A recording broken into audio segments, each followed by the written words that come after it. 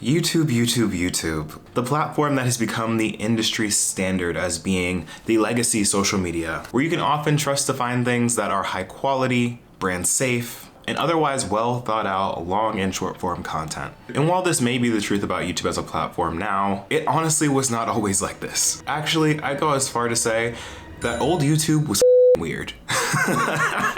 Hey guys, what's up? It's Imurgency and welcome back to my channel. Today we're going to be doing a little retrospective on YouTube as a platform. As for one, just as a little bit of nostalgia, and two, because in talking about the history of YouTube and specifically how old YouTube was just a very weird and strange place, I think that seeing the platforms and the content as well as the creators' evolution on the platform evolve over time can help give us context for how we can expect social media to continue to evolve in the future. Specifically looking at what made YouTube and its content so strange and also iconic, how that content ended up impacting both Gen Z and millennials, as well as looking at how this weird genre of videos on old YouTube can help explain and understand how Gen Alpha's humor and use of the internet is really not that different from how previous generations have been using it. And of course, like any good retrospective, we're going to be going through and talking about some iconic YouTube videos and YouTubers of that time that just made the platform so iconic, and talking about some major points in the platform's history that have made YouTube what it is today. This is a little different from my usual content, so if you are new around here and like this style of content or like all things TV show, pop culture, commentary, and the likes, then make sure to hit that subscribe button so that you don't miss out on any content that I have coming out. Also, while you're at it, do me a quick favor and leave a like on this video because it helps out so much with the YouTube algorithm.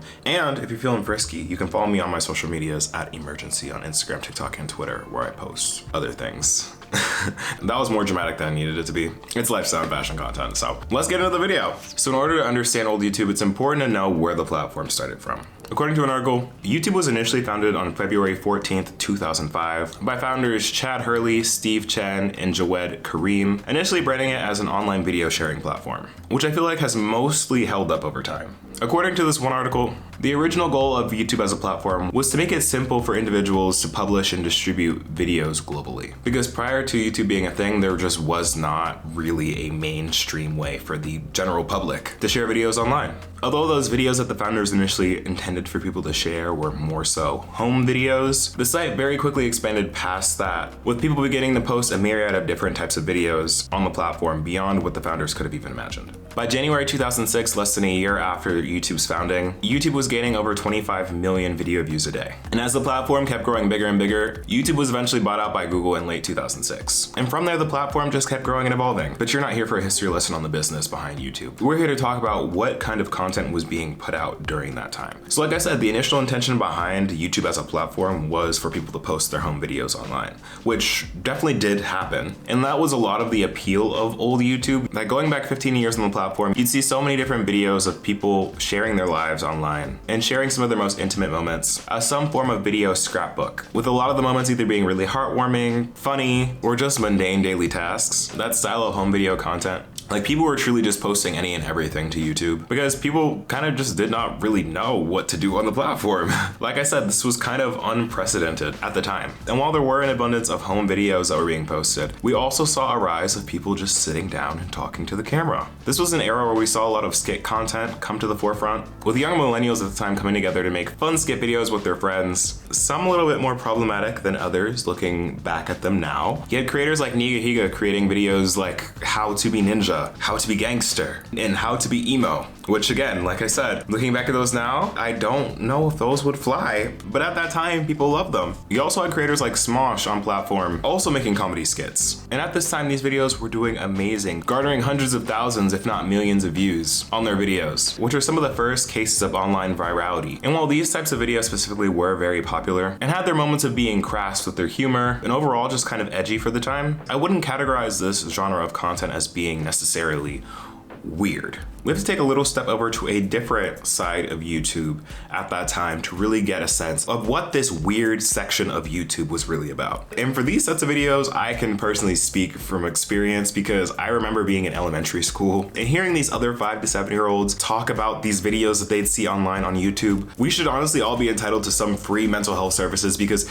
there was no reason, literally no reason, that my little 2nd or 3rd grade self should be told to watch Salad Fingers. Like something about that was just so dark-sided. And that's a whole nother conversation about how Gen Z, specifically like older Gen Z, had some of the most access to the internet in a state where it had some of the least regulations and restrictions. Like the stuff I'd see unprompted and unknowingly.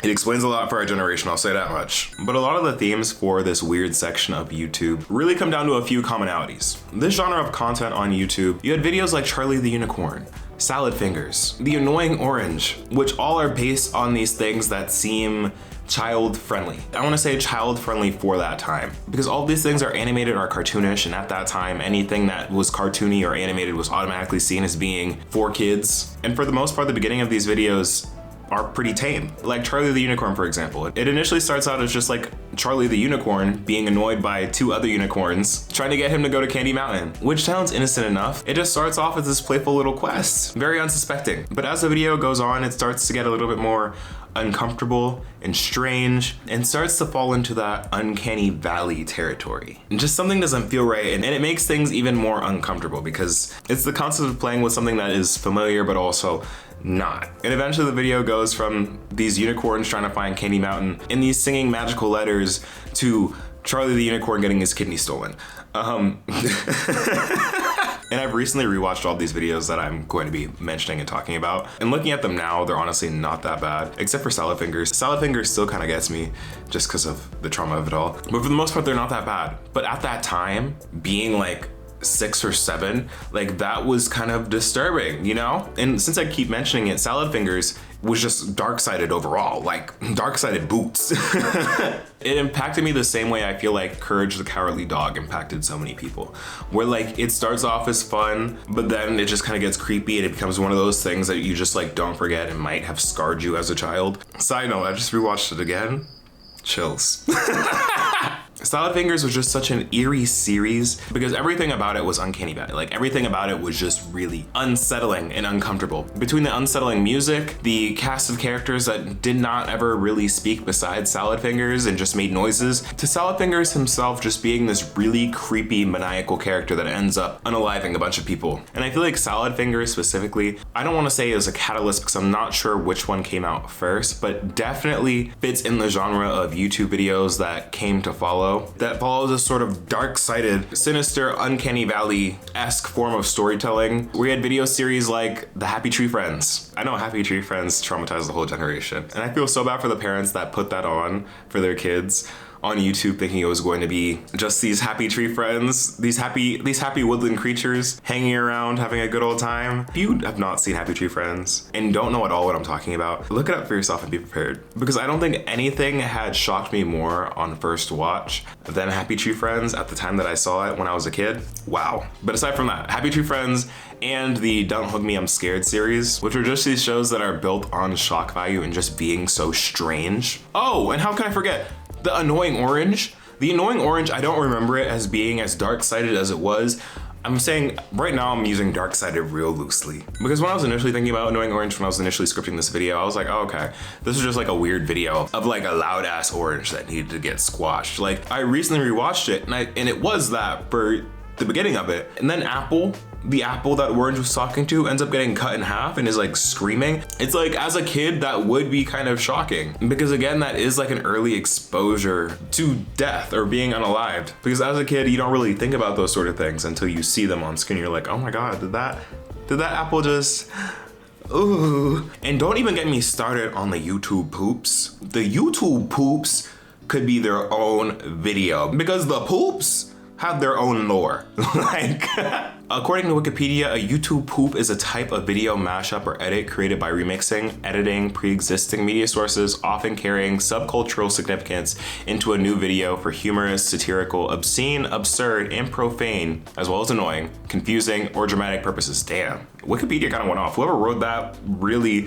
felt some type of way about YouTube poops. And I can speak from experience, YouTube poops were so out of pocket. These honestly were the most maniacal forms of video on YouTube at that time, because I would be scared of YouTube poops. Like, I saw a few, a lot of them have been taken down because they were just that bad, they were that problematic, but they'd also just be scary. Like, some of them would be scary because some of them would have jump scares. Like, the whole concept of a YouTube poop is that, like, it would be, let's say SpongeBob, because a lot of them were SpongeBob, where it would be edited in a way where they take clips of dialogue from like SpongeBob episodes to make them say things that had a lot more profanity, were generally problematic, and also the themes tend to be a lot more mature. This isn't the case for all YouTube poops though. Some of them were made in good fun and were meant to just be funny. Like, I feel like the YouTube poop genre kind of devolved for a little bit, where it just became, how can I make something that is traditionally so innocent and so loved into something that is as messed up as possible. Some notable YouTube poops are the Ouija series, where Luigi was put into SpongeBob. SpongeBob in China was just one of those that was just so problematic that it's been deleted from YouTube multiple times. Like, when you look up SpongeBob in China, you're mostly only seeing reposts because it had been taken down that many times. But the YouTube poop community still goes strong to this day. Like, there are still people making YouTube poops. Like, actually, I think Doja Cat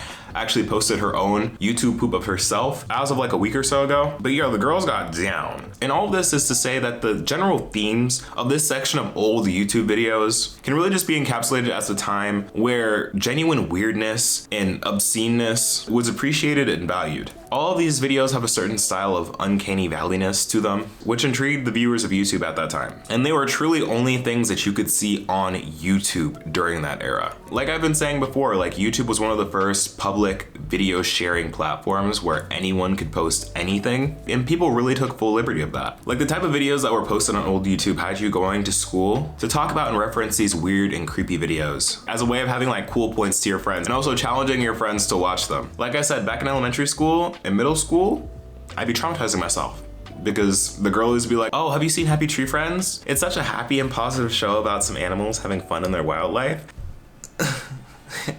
Whoever told me that when they told me to go watch Happy Tree Friends for the first time was my first op. Like, they were the original op, because there was no reason for them to lie to me like that and for me to traumatize myself. Like, this is probably true for millennials, but I think millennials might have been a little older at the time. But Gen Z was traumatized by the internet, and I don't think we talk about that enough. Like, old YouTube aside, the type of videos that would be circulated online and talked about in classrooms is simply blasphemous. Because what do you mean I'm finishing up English class and my friend goes and tells me, have you seen Two Girls, One Cup? Have you been to meatspin.com? Have you looked up what a blue waffle is? Like, that is insanity to me. I'm here to be a student. I'm here to enrich my brain with critical and nourishing knowledge. And here you are having me go on meatspin.com, seeing the doop, like that. Jail. No. Prison. Federal. To all of y'all. And to bring it kind of full circle, I feel like this aspect of old YouTube, really embracing the weird, really embracing the unconventional of it all, maybe not as much the unrestricted access to the internet, but I think the stuff that Gen Z and younger millennials saw and were participating in online at that time is very similar to the type of humor and content that Gen Alpha is stereotypically been known to love and partake in. Like, looking back at old YouTube parodies, old YouTube skits, and what was considered comedy at that time, and looking at what Gen Alpha is laughing at and what is Gen Alpha humor now, it's literally the same thing. They're just going through their own version of it. We're just seeing the modern day renaissance of chronically onlineness in real time. Like the skibbity toilet of it all, like the sticking out your gap for the Rizzler of it all. That song is a bop, I will say. Like, you can't tell me that the skibbity toilet of it all is not reminiscent of Crazy Frog. Like, they are literally two halves of the same coin. And I didn't even really realize this till I took a look back for this retrospective. Like, this is just history repeating itself. So while Gen Alpha may have their other issues with education and the burning world that they are coming into, as far as the internet humor goes, being chronically online, they're fine. they're just like us for real. This next section of the video, I'm going to be taking a step out of the weird section of YouTube and talk more about YouTube as a platform as a whole. And I'm going to gloss over a lot of this because I feel like it could be its own video just talking about the YouTube creator side of things and how the YouTube landscape has changed over time, as well as going over the specific eras of YouTube because I feel like there are such defined eras, whether that be the skits and pranks era, the Viner migration era, the storytime era, the big YouTube beauty boom, as well as the big fall of the beauty community, the vlog era, and it goes on and on and on. Like there are many different eras on YouTube, and I am so passionate about YouTube because I've grown up on this shit. I could honestly talk about YouTube history forever. So if you want to see a full video on that, let me know in the comments below. But just going over a high level over old YouTube history in terms of creators at the time, like I've been mentioning before, like the whole vibe of old YouTube was just unfiltered and also problematic. Like oftentimes a lot of really popular content would be extremely offensive and wild from today's standards. There was a heavy use of slurs, stereotypes, homophobia, misogyny, misogynoir, and like literal blackface. Like I was saying, it was an era where there just was not a lot of regulation because at that time YouTube was not monetizable, and since it wasn't monetizable, they didn't have to worry about advertising to advertisers, which eventually incentivized YouTube to clean up the kind of content that it would promote and allow on platform, because who's going to want to run a Best Buy ad next to someone faking a black accent with blackface?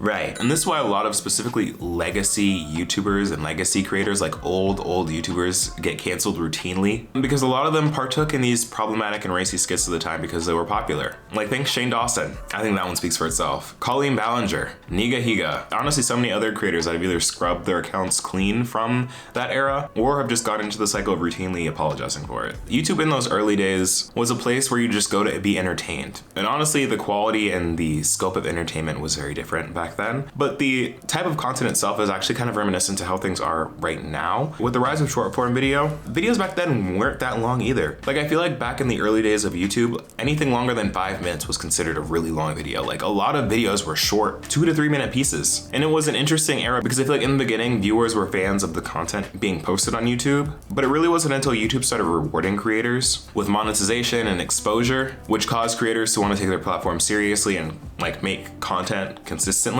that the shift began from viewers being fans of the content to viewers being fans of the creators themselves. And this essentially started the age of the influencer as we know it today. Because before then, most stars or influencers were actors or people that you saw on TV, not necessarily internet personalities. And with that essentially became the start of the creator economy. And that creator economy has eventually brought us to where we are today. And like I said, there have been many different iterations of what that means and what an influencer really means, both on YouTube's platform and off on other platforms. But I think I'm gonna leave that deep dive for another video. So again, if you want to see me talk about how the YouTube space has changed from the creator viewer perspective, let me know in the comments and I might do a part 2. But for the scope of this video, yeah, old YouTube was strange. Old YouTube was very weird, but I feel like it really did shape the humor, personalities, and just the beginnings of internet usage for both Gen Z, millennials, and for the blueprint for a lot of Gen Alpha. This was the majority of content that people who were chronically online at a young age were consuming, and has in turn influenced how